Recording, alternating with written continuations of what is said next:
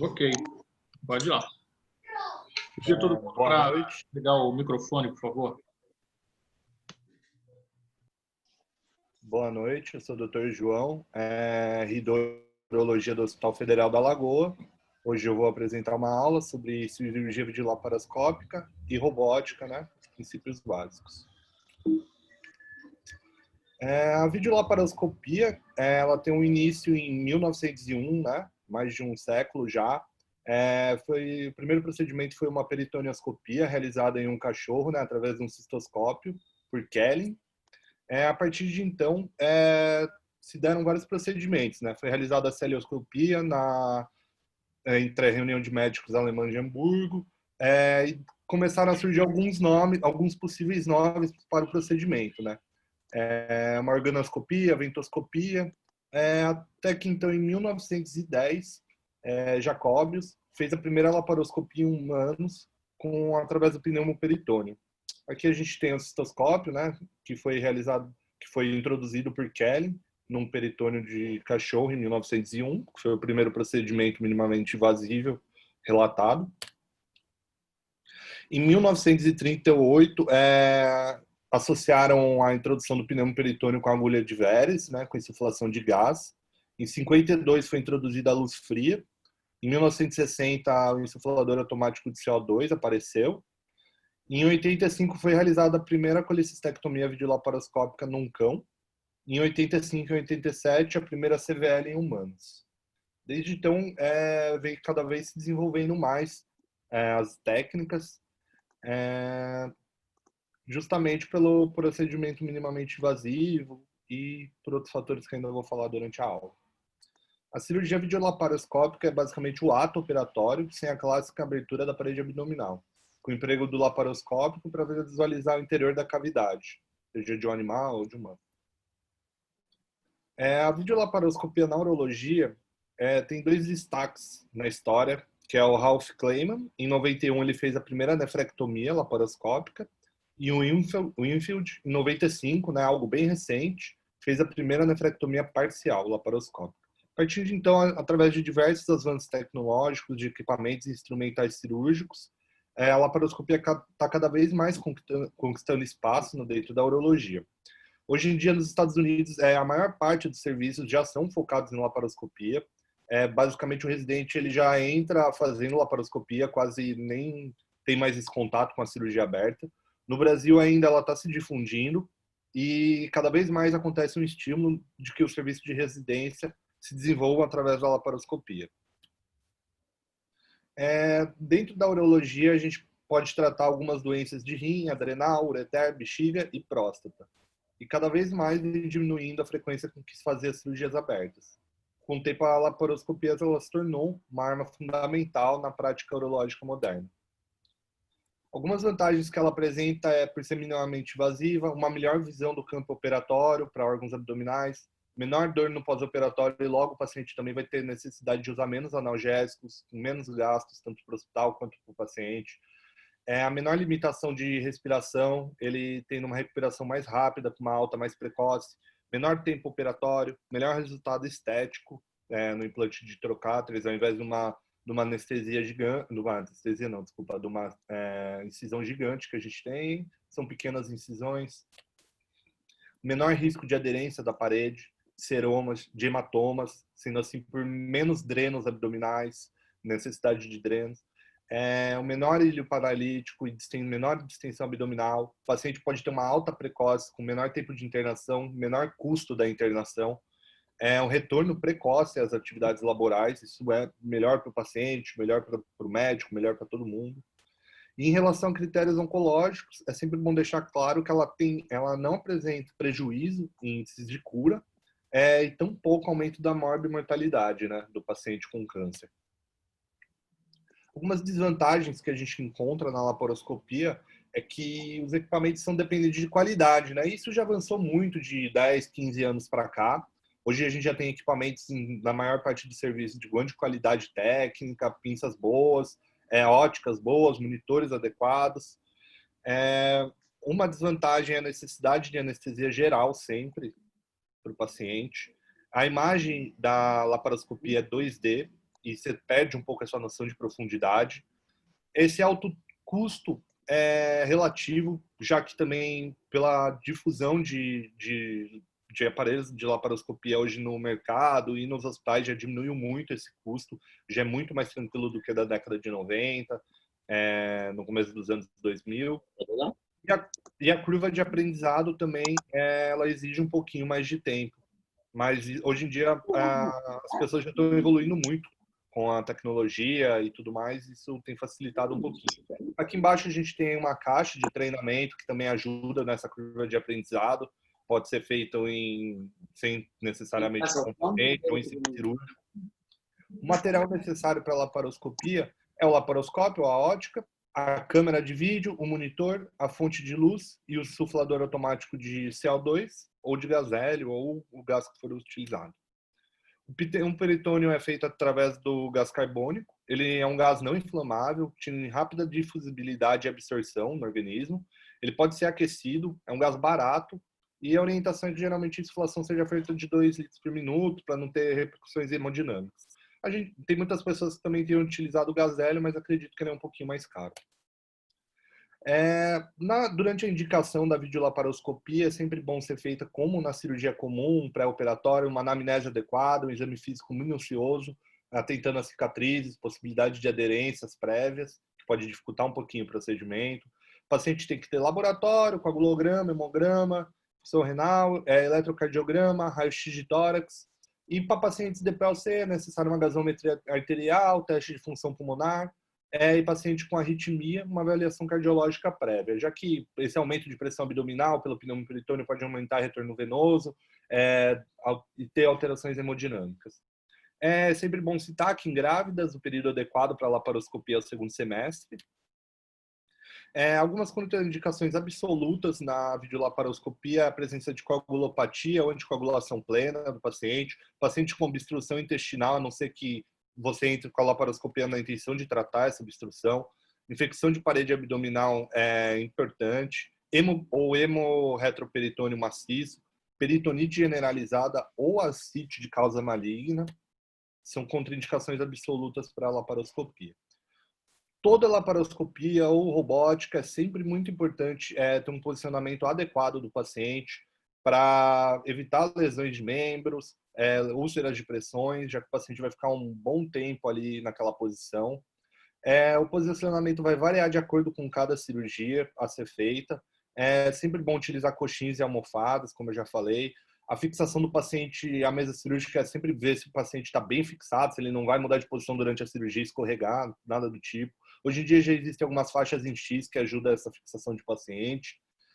Sempre lembrar do aquecimento do paciente para evitar alguma coagulopatia, né?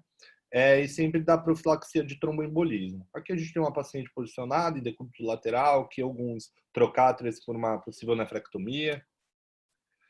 Aqui um paciente em Trendelenburg, né, para uma possível prostatectomia. Aqui a gente pode ver as perneiras de Allen. É sempre bom associar uma bota pneumática junto para evitar trombose também. Aqui um paciente numa possível prostatectomia, com os trocáteres. Na verdade, isso aqui são trocáteres de cirurgia robótica, né? Dá para ver que ele está sondado também para diminuir essa pressão intravesical. Sempre bom lembrar de passar uma nasogástrica também. Na neurologia a gente tem alguns procedimentos, né? O de abdômen superior, eles podem ser transperitoneal ou retroperitoneal.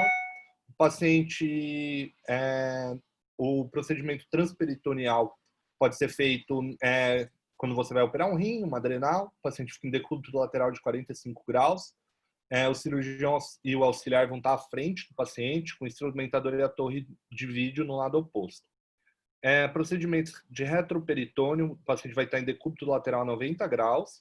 Sempre bom lembrar uma flexão da mesa, né, que vai aumentar essa distância entre a costela e a crista ilíaca, a 12ª costela. O cirurgião e o auxiliar vão estar posicionados no dorso do paciente e a torre e o vídeo vão estar em posição contralateral. Procedimentos em abdômen inferior, por exemplo, uma prostatectomia, o paciente vai estar em decúbito dorsal, 30 graus de Trendelenburg, como a gente pode ver aqui. As pernas vão estar afastadas, com o vídeo no meio. O cirurgião e o auxiliar vão estar de cada lado do paciente, como a gente pode ver nessa imagem, e a torre de vídeo vai estar posicionada no meio.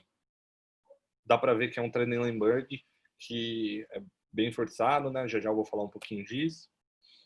Algumas complicações que a gente pode enfrentar são as lesões vasculares, né? Elas vão ser as mais frequentes, seguidas por lesões de órgãos adjacentes.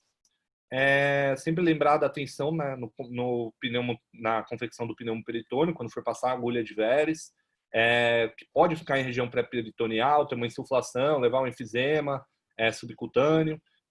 Lesões vasculares e órgãos pode levar, né, durante essa passagem da agulha, como a gente pode ver aqui, uma lesão vascular. E sempre importante, se acontecer, a rápida identificação, né, da lesão e o tratamento. Hoje já pode ser feito via laparoscópica, né? Tem diversos profissionais que já têm condições de realizar. Sempre lembrar das lesões térmicas, né? Elas vão ser a partir de contato direto entre a pinça ou a falha de isolamento dessa pinça. Pode ocorrer esse contato via intestinal, né? Que são os mais comuns. Geralmente acontece fora da área de visão desse cirurgião e pode ser identificada somente no pós-operatório, já que como está fora da área de visão, ele não viu. O paciente pode apresentar dor abdominal, febre, náusea, vômitos. E redução das lesões vasculares ou vísceras podem acontecer a partir de treinamento adequado de pacientes, de cirurgiões e com equipamento adequado, né? Com melhores câmeras, monitores de alta definição, tesouras hemostáticas, clipes, colas e agentes hemostáticos. O que pode acontecer também é um sangramento no local da punção durante a passagem dos trocáteres. Sempre fazer isso guiado por transiluminação, que você pode ver algum vaso e desviar, né? E com um trocáter de ponta-romba também diminui a chance desse tipo de lesão. A retirada do trocáter sempre ser realizada sob visão direto da laparoscopia. Sempre ficar de olho durante o pneumo e procedimentos prolongados, que pode acontecer hipercardias, né? Um desequilíbrio ácido-base através do gás carbônico insuflado. E hipotermias em salas muito frias, em pacientes que não estão aquecidos, pode levar a um distúrbio de coagulação também. Tem um pouquinho de sangramento durante o procedimento, dificultando o procedimento. Vou falar um pouquinho agora da cirurgia robótica. É algo relativamente moderno, né, para a gente. Basicamente vem junto aí com as últimas gerações de residentes. Em 2000, duas empresas, né, californianas tiveram aval para uso de robô em civis, né? A gente já vem a história do robô desde antes, desde o começo do século XIX, né? O robô vem da palavra tcheca, acho, robots. E desde então foi surgindo diversos robôs, mas até então não era usado na medicina de uma forma terapêutica, né? Hoje em dia a gente tem o Da Vinci, os Zeus, que eles em 2003 se juntaram, né? A partir da Intuitive Surgical e a Computer Motion, que era a dona da Zeus, se juntaram e formou uma plataforma só. Atualmente a gente tem mais de 4.000 robôs cirúrgicos pelo mundo, e quase 40.000 cirurgiões treinados, né, segundo os dados da Intuitive. No Brasil, em 2014 a gente tinha cerca de 12 robôs. O primeiro foi em 2007, né, comprado pelo Einstein.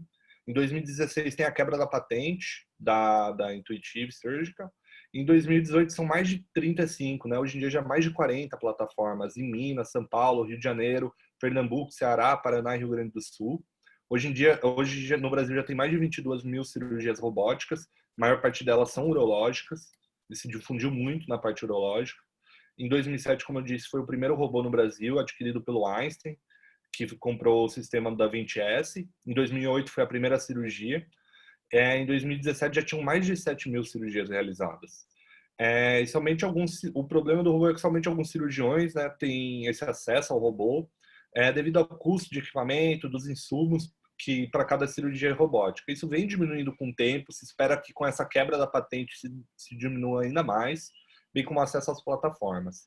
Outra dificuldade é o treinamento, a qualificação e a certificação, que exige um tempo prolongado. O cirurgião tem que fazer a medicina, fazer a cirurgia, depois se especializar e depois ainda se especializar de uma forma robótica para ter essa certificação. E tudo isso hoje em dia é ligado à Intuitive Surgical. O robô ele vai adicionar à laparoscopia uma visão 3D, que vai melhorar a performance, uma noção de profundidade, a ausência de tremor, que o paciente passa isso para as pinças na laparoscopia. O cirurgião tem mais conforto e ergonomia, né? Durante o uso do robô, ele está sentado com as pinças na mão, isso vai levar a uma melhor performance da cirurgia, uma maior liberdade de movimentos, que é superior ao punho humano, menor sangramento e menos infecção e menor trauma local.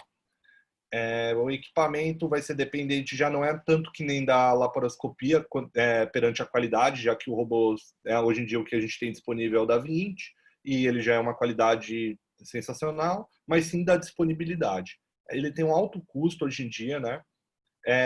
Mas com a concorrência deve diminuir, ele leva menos complicações, menor tempo de internação, só que ele tem uma maior curva de aprendizado. Em 2000, o Binder ele fez a primeira PTR robótica, né, com Da Vinci, algo bem recente. E a curva vai depender do volume cirúrgico do cirurgião, a capacidade técnica e uma experiência prévia. A prostatectomia radical, eles dizem que demora cerca de 40 casos para adquirir um tempo cirúrgico adequado, e apresenta resultados funcionais e oncológicos equiparáveis a grandes centros. São necessários 120 a 200 casos. A nefrectomia parcial, ela tem superioridade devido ao menor tempo de isquemia quente, né? Menor número de complicações, e são necessários cerca de 50 casos para um procedimento adequado. Aqui a gente tem o posicionamento, né, do paciente em uma prostatectomia radical robótica, aqui os trocáteres, como são colocados. Os benefícios da prostatectomia robótica são redução do sangramento e número de transfusão, menor número de complicações perioperatórias, redução da dor e do tempo de internação, porém ainda existe muito controvérsia na literatura, né? Aqui a gente tem um posicionamento, como é feito na nefrectomia robótica, dos trocáteres, aqui o posicionamento na mesa do robô. Em 2013, Masson e Leconte demonstraram uma menor taxa de sangramento, menor tempo de internação, favorecendo a nefrectomia do robô assistida em relação à técnica aberta. Choi demonstrou que a técnica robótica assistida teve uma menor taxa de conversão para a cirurgia aberta, menor tempo de isquemia quente, menor alteração da taxa de filtração glomerular e menor tempo de internação. Que a gente pode ver um paciente em decúbito lateral, numa cirurgia robótica também, um esquema, né? Numa cirurgia robótica, como fica um cirurgião, auxiliar, o robô, o vídeo. Aqui a gente tem o cirurgião no doc. Sempre bom lembrar também, assim como na cirurgia laparoscópica, o posicionamento do paciente tem que estar adequado para evitar lesões de pressão, lesões de nervos periféricos. O paciente tem que estar com os braços junto ao corpo, evitando lesão de plexo braquial. Sempre tá esperto com o tempo de cirurgia, já que ele fica entrando em bug. Isso pode levar ao aumento da pressão intracraniana, né, levando a uma disfunção cognitiva.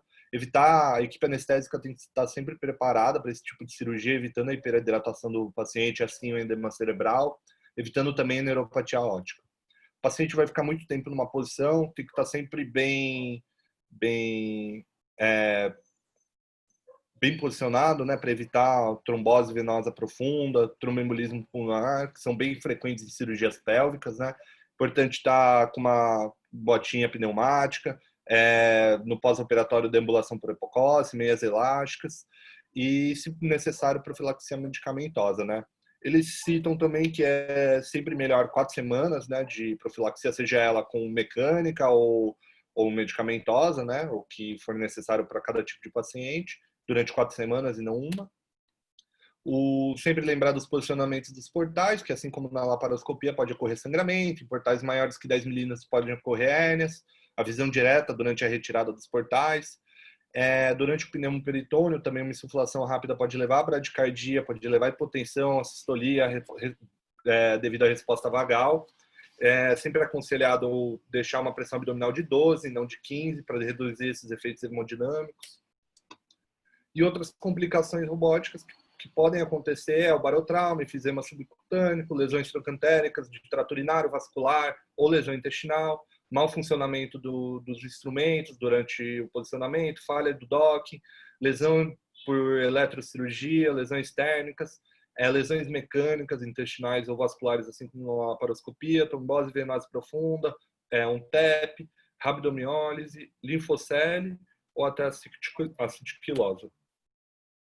Aqui a gente tem um outro modelo de robô, né, que é bem recente, agora não lembro exatamente o ano, não sei se é 2017, 2018, uma marca coreana, que é o Revo, tá? Ele é bem similar ao Da Vinci. Aqui é outros modelos de cirurgia robótica, que seria a terapia ablativa pelo HIFU, que também é uma espécie de robô que faz a terapia local, né? É isso. Falei um pouquinho resumido aí do que a gente tinha dos princípios básicos da robótica e da laparoscopia. Muito obrigado, boa noite.